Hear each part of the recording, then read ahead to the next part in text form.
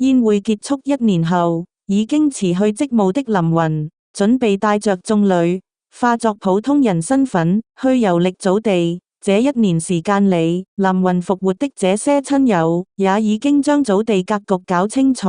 林雲手裏積存的資源，數量挺可觀。對於這些親友，林雲都給予了足夠資源，幫助他們往永生突破。至於小青龍、火雲大帝，已經離開無極天宮，外出闖蕩，就連莫青、玉瑩也想要到祖地闖蕩一番，包括林雲的兒女。林雲也找了一個時間，將他們叫來，讓他們盡早達到永生，然後讓他們自己到祖地去闖。臨行前，飛影金君和毀滅金君前來送別林雲。公主，你多久回來？飛影金君詢問。沒有特別的事，我不會再輕易出現，我會帶着親友隱姓埋名，過一種新的生活。林雲說道。公主，我心中一直有一個疑惑，臨走前，你是否能為我解答？毀滅金君說道。雖然林雲已辭去公主職務，但他們依舊習慣這樣稱呼林雲。毀滅金君，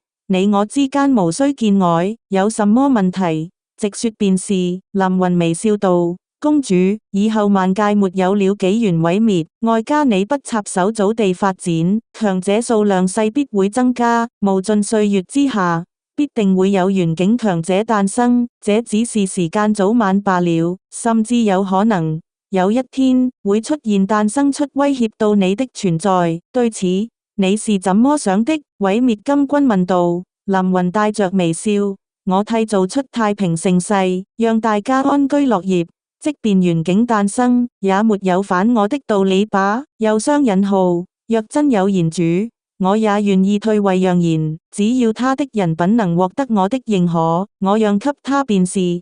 我對天道這個位置，並沒有看的那麼重。林雲話鋒一轉，當然若有一天，有誰想要重新搞亂祖地、萬界，若對方達到你們難以搞定的地步，那麼隱於世間的我，會帶着我的劍，再度出現。又雙引號，公主，你的意思，我明白了。毀滅金君點頭。飛影金君，毀滅金君，無極天宮，祖地的事務，就交給你們了。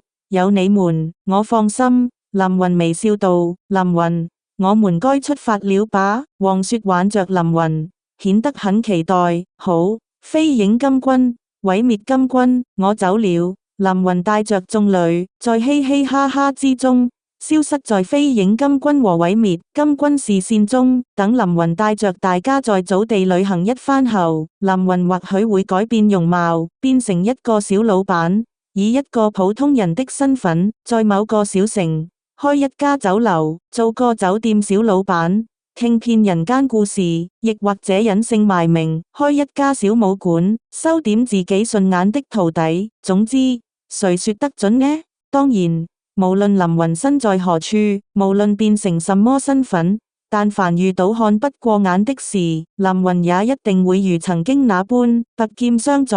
不同的是，無論收拾哪個不長眼的人，林雲都不用擔心自己承擔不起後果。句號 P.S.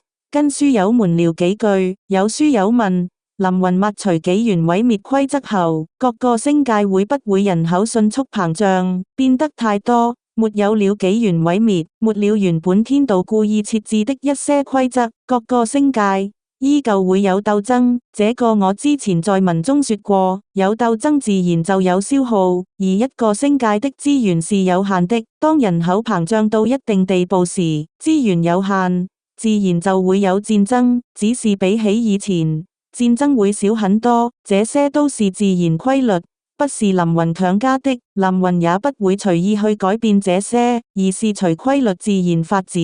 沒了紀元毀滅，強者數量肯定會增加，但也並不代表強者數量會達到一個非常恐怖的地步，因為資源依舊是有限的，只能養出那麼多強者。就如曾經的修煉大陸，即便沒了紀元毀滅，火雲大帝他們能達到的高度也是有限的。因為修煉大陸這個星界的資源，只能支撐到一定境界，就沒有足夠強大的資源，支持繼續往前修煉。修煉大陸本土是不產出皓月晶石的，想要繼續往前，除非跳掉祖地來，但其他星界想要到祖地，依舊是極難極難的。其他星界會比以前更和平，但依舊難以出現聖境以上的強者。還有一些書友問，為什麼不復活元無極天宮公主和那位突破元境失敗的修士？原因很簡單，肯定不可能做復活至尊的設定。如果能至尊都能復活，體系就崩了。天道根本不用擔心麾下至尊死去，死了大不了又復活。那道盟六大勢力的至尊們根本不會真正死去。